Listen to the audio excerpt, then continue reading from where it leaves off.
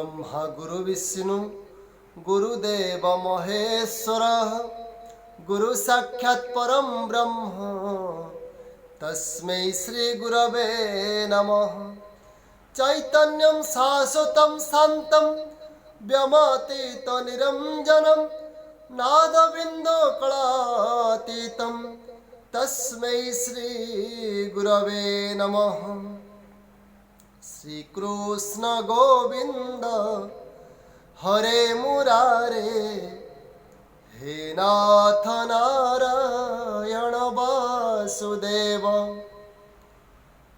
हरे मुरारे मधुकैटभारे गोविंद गोपाल मुकुंद सौरे। जग्गेश नारायण कृष्ण विष्णु निराश्रयं मां जगदीश रक्ष्यं। निराश्रयं मां जगदीश रक्ष्यं। निराश्रयं मां जगदीश रक्ष्यं। इष्टदेव क्षीराब्दी साई प्रभु शिशुनंद पूज्यपाद गुरुदेव बाबा बलियांकर पदाब्जरे नमस्कार जनाई आजिर कथा को आमे आरंभ करिबा। आज आमे सुनिबा महादानी कर्णंक विषय, कर्णंकर उदारता विषय। थरे भगवान श्रीकृष्ण पांडव मानक साथी रे एक स्थान को गमन करुले। से समय रे समस्ते उपस्थित थांती पांडव माने। भगवान श्रीकृष्ण बारंबार कर्णंकर ना नहीं तांको उदारता विषय रे, तांको दान विषय रे बारंबार आलोचना करुथांती। ये कथाटी समस्ते टिके अन्य मनस्कतार सह शुणुथांती, व्यस्त हो पड़ुथांती। अर्जुन टिके फांका देखी, एकुटिया देखी भगवान श्रीकृष्ण को पचारुचंती, हे माधव एठी भ्राता युधिष्ठिर थाऊ थाऊ तो धर्मराज युधिष्ठिर भली दानी थाऊ थाऊ आपण कर्णंकर विषय कहीं कहउचंती। कौन से कर्ण भ्राता युधिष्ठिर ठारू एते बड़ एते महान? सेठी भगवान श्रीकृष्ण कहते सखा मु समय आसिले प्रमाण सहकारे तुमको बुझाई देवी जे कर्णंकर उदारता कौन, कर्णंकर दान केमिति हेई पारे।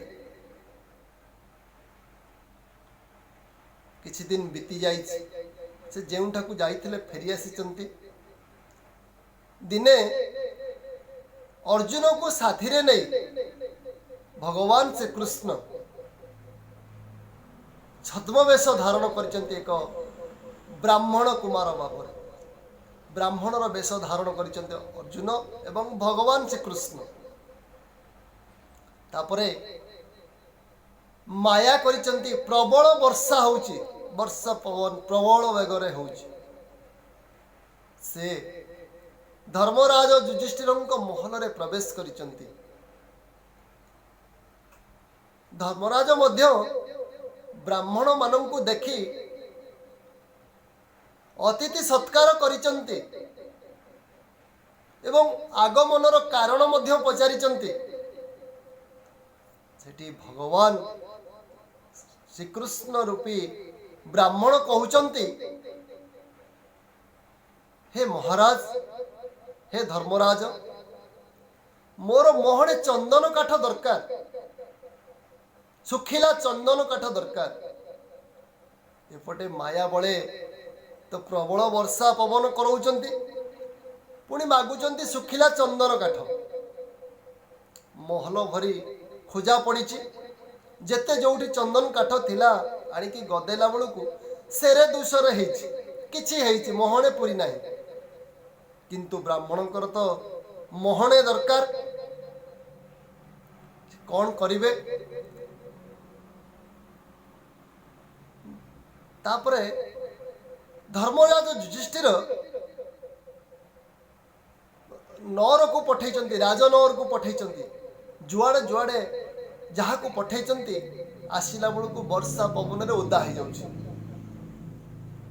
किछि उपाय शून्य बाध्य होई ब्राह्मण पाखरे आसी उपस्थित होइचंती, नाचार हो जाइचंती।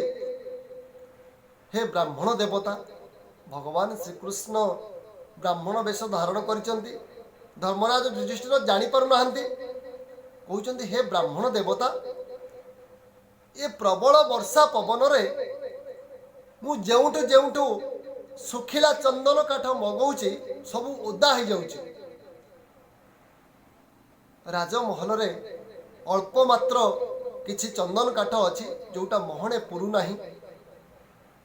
मते एईटा को क्षमा कर दियंतु, एईटा मु देई परिबि नाही। आउ जहा दरकार अछि कहंतु, मु सांगे सांगे मु आपन को देबी। सेठारे भगवान श्रीकृष्ण रूपी ब्राह्मण कहउचंती, नाही महाराज धर्मराज, मोर आउ कौनसी जिनस आवश्यकता नहीं, केवल सुखिला चंदन काठ मोहने दरकार थिला। ठीक अच्छे, आमे बे फेरी जाऊचु, जदि आवश्यक पड़े आउ कौन दरकार ताले मु आसी मागी नेबी। धर्मराज मध्य कहिचंती ठीक अच्छी, आपण जानतु, जितेबले आवश्यक जहाँ पड़ो आसिकी नेबे, बा वर्षा छाड़िले मु आपण को डाकी बा आपण जोटी कहिबे मु सुखिला चंदन काठ पहुँचे देबी मोहने। सेटारे निराश ही भगवान श्रीकृष्ण एवं अर्जुन जो रूप बदल की जाइथिले निराश ही फेरीचंती। सेठारु जाइचंती कर्णंकर राजउवास को, कर्णंकर महल को जाइचंती। सेठारे ब्राह्मण मानंकु देखी अत्यंत संतुष्ट भावरे, अत्यंत खुशी मनरे कर्ण महादानी कर्ण अतिथि सत्कार करिचंती, पाद धोई देइचंती, कुशासन रे बसैचंती, निजे भोजन व्यवस्था करिचंती एवं भोजन व्यवस्था करि सारला परे, अतिथि माने भोजन करि सारला परे आगमनर कारण पचारिचंती कर्ण ब्राह्मण मानंकु, आपण केमिति मो उआसरे पाद पड़िला? ब्राह्मण देवता कहंतु, आपणकर आगमनर कारण कहंतु। सेठारे भगवान श्रीकृष्ण रूपी ब्राह्मण कहउचंती जे अंगराज, आमे शुणिचु आपण महादानी, आपणक उदारता महान। मोर मोहने चंदन सुखिला चंदन काठ आवश्यक थिला। सेठारे ब्राह्मणंकर पाटिरु कथा न सरुणु सांगे सांगे धनुतीर बाहर करचंती अंगराज कर्ण, महादानी कर्ण, एवं निजर कबाट को लक्ष्य करी, चौकाठ को लक्ष्य करी सर निक्षेप करिचंती, भांगी खंड खंड कर देइचंती। से देखिले सेतिक भी हबनी निजर आसबाब पत्र निजर पलंक जहाँ जहाँ थिला सबू तीर मारी गदारे बाड़े भांगी देइचंती एवं से सबू चंदन काठरे तैयारी हेतला सबू आनी ब्राह्मणंकर पाखरे अजाड़ी देइचंती पाद तले सबू चंदन सुखिला चंदन काठ ओजाड़ी देइचंती खट पलंक कबाट झरका चौकाठ सबू भांगी मोहने पुरीला भली आनिकी गदेई देइचंती सेठारे भगवान श्री कृष्ण कहउचंती जे मोर सामान्य मोहने चंदन काठ आवश्यक थिला आपण चाहिथिले आउ कोठु मगेई परथांते आपण ते मूल्यवान सामग्री को केमती भांगी नष्ट कर देले सेठी महादानी कर्ण कहउचंती ब्राह्मण देवता आपणकर सुखिला चंदन काठ रो आवश्यकता अछि मु जदि ए महलर बाहर को नगर को केउठी के आनिबा पई जिबी ए वर्षा पवन रे सबु काठ ओदा है सारी थिबो सुखिला चंदन काठ केउठारे भी मिलिबो नाही ई जो वर्षा पवन होउची केउठारे भी मिलिबो नाही तेणु मु बाध्य हेली एई सुखिला चंदन काठ तैयारी हेतिबा आसबाब पत्र को भांगी चंदन काठरे तैयारी हेतिबा खट पलंक कबाट चौकाठ सबु भांगी आपणक पाद तले मु अजाड़ी देली यह संपूर्ण सुखिला ब्राह्मण देवता मु जहा भांगीची अविलंबे 2 दिन 4 दिन भीतर ताकू तैयारी कर दे पारिबी किंतु मो द्वाररू जदि जने ब्राह्मण देवता फेरी जानती शून्य हस्तरे जहा मागिचंती ताकू मु न देई पारे से फेरी जानती ताहले मो हृदय रे जो आघात लागिवो ताकू मु जीवन भरी सहय करि परिबी नाही मो हृदय रे जो आघातटी लागि जीवो ताकू मु जीवन भरी केबे सही पारिबी नाही तेणु ये मूल्यवान वस्तु हेले मध्य जेहेतु आपणकर आवश्यकता अछि तेणु मु ताकू भांगी देली मु तो ताकू चाहिले पुणी तैयारी कर देबी 3 दिन भीतर किंतु आउ आपण को चाहिले आपण आउ आसिकरी मोठू नहीं परिबे नाही तापरे सेठारे भगवान श्री कृष्ण तांकर निज रूप को देखैचंती एवं सेठारे कहिचंती नाही वत्स मु केवल आपणकर उदारता को परखुथिली सेठारे कर्ण कृत्य कृत्य होइचंती वर्षा धुमाळ कमी जाइछि अर्जुन को साथी रे धरि फेरी आसीचंती एवं रास्ता रे कहउचंती अर्जुन तुमे जो मते कहूथिलो जे आपण काहे के बारंबार कर्णंकर उदारता विषय रे पचारुचंती बोली उदारता विषय रे हमको कहउचंती बोली भ्राता युधिष्ठिर कोन उदार नुहंती तो धर्मराज से को दानी नुहंती इथर बुझी पारलो तो सखा आमे युधिष्ठिरंकर महल को आगे जाइथिले एवं सेठारे से खोजिथिले नगर रे महल रे चारियाडे खोजिथिले किंतु तांकर मध्य खट पलंक कबाट चौकाठ सबु थिला चंदन रे चंदन काठ रे किंतु तांको मन रे आसिला नाही जे मु ब्राह्मण मानु को एया को भांगी की देई देबी बोली तांको भितरे सेतिकी उदारता आसिला नाही जे जड़े ब्राह्मण मो द्वाररू से भली भावरे फेरी जिबे किंतु मो पाखरे लागिथिबा वस्तु ସେହି ଚନ୍ଦନ କାଠରେ ହେଇଥିବ, ଏ କଥା ସିଏ ତାଙ୍କ ମନ ଭିତରେ ଆସିନାହିଁ। ସିଏ ହେଉଛନ୍ତି ଧର୍ମରାଜ।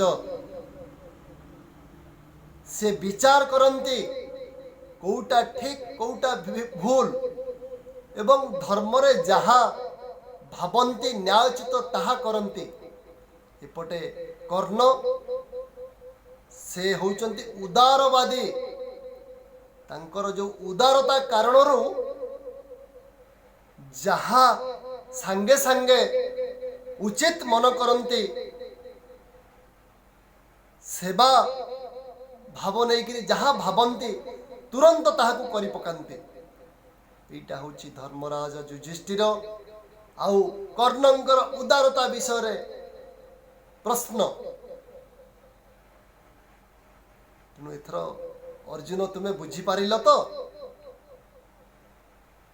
ଅର୍ଜୁନ ସେଠି ନତମସ୍ତକ ହେଇଛନ୍ତି, ନିଜର ଭୁଲକୁ ସେ ସ୍ୱୀକାର କରିଛନ୍ତି ଭଗବାନ ଶ୍ରୀକୃଷ୍ଣଙ୍କ ପାଖରେ, ଏବଂ କହିଛନ୍ତି, ସଖା, ଆପଣ କେବେ ଭୁଲ କରନ୍ତି ନାହିଁ, ଯାହା କରନ୍ତି ସବୁବେଳେ ଠିକ୍ ହିଁ କରିଥାନ୍ତି। ଏପଟେ ଏ ଶିକ୍ଷାରୁ ଆମେ କ'ଣ ବୁଝୁଛେ? ଯଦି କୌଣସି ଭଲ କାମ କରିବା ପାଇଁ ଆମକୁ ଦରକାର ପଡ଼େ, ଆମେ ତୁରନ୍ତ ତାହାକୁ କରିବାର ଆବଶ୍ୟକତା ଅଛି। ଆଉ ଯିଏ ଭାବିବେ ନାଇଁ ନାଇଁ, ମୁଁ ସମୟ ସୁବିଧା ଦେଖି କାହାକୁ ସହଯୋଗ କରିବି, କାହାକୁ ଉଦାରତା ଦେଖେଇବି, ଏଇଭଳି ଭାବି ଭାବି ଯେ ରହିଥାନ୍ତି, ସେ ସମୟ ଆସିଲେ ମଧ୍ୟ କରିପାରନ୍ତି ନାହିଁ।